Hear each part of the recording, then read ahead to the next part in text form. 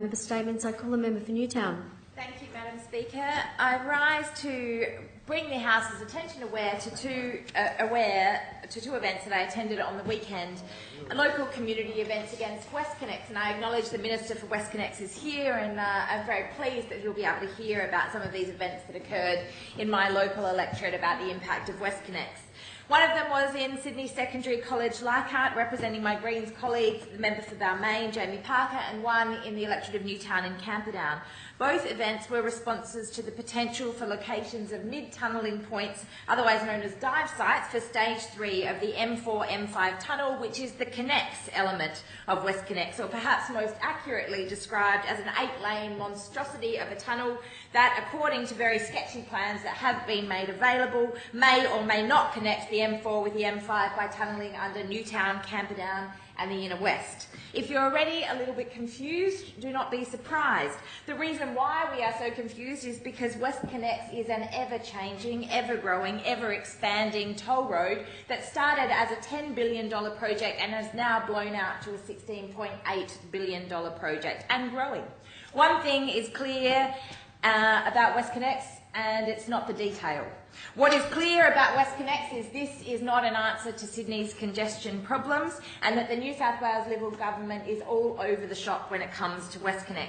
Despite the fact that so much is still so unclear, unplanned, unfunded, and still to be tunnelled, some people that I speak to think that it's too late to stop this toll road.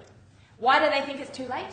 Well, because the Minister for WestConnex, who's here in the chamber with us today, the Minister for WestConnex and the Sydney Motorway Corporation are doing everything they can to try and convince people that this is a done deal, that WestConnex is here and it's coming.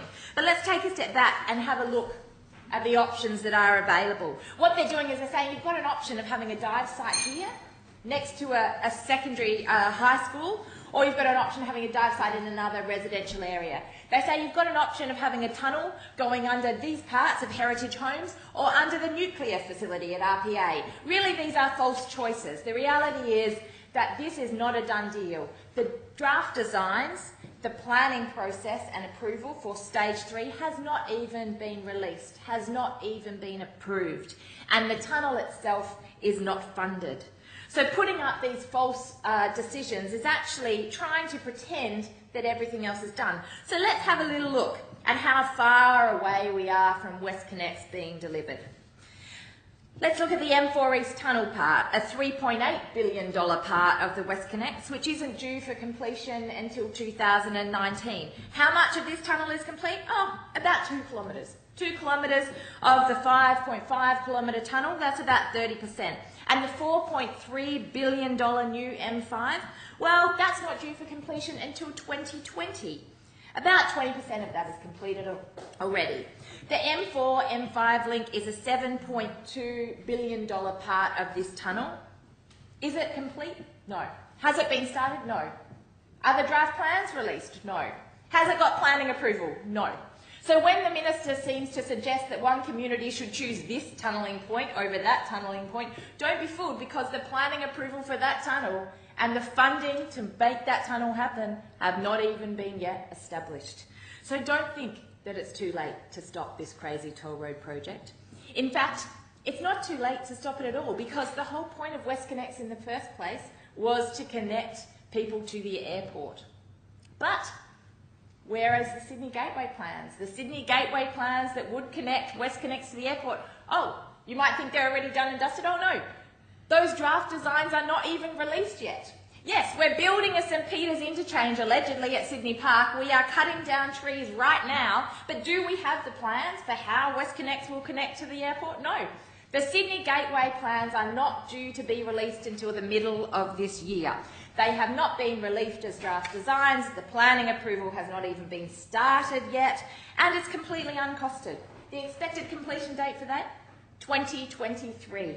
Now, on any measure, that is a long way off. But on a measure of how quickly we go through premiers in this state, that is a very long way off. On the average cycling through of premiers, we will have 4 to 5 new premiers by the time that, on the government's own figures, this project is due to be completed. So I say to the community, it is not too late. It is not too late to stop this madness which is WestConnex. We can stop the government putting public money into private hands. We can stop this polluting toll road. Join the campaign. Get involved. I call the Minister in reply. Thank you, Madam Speaker.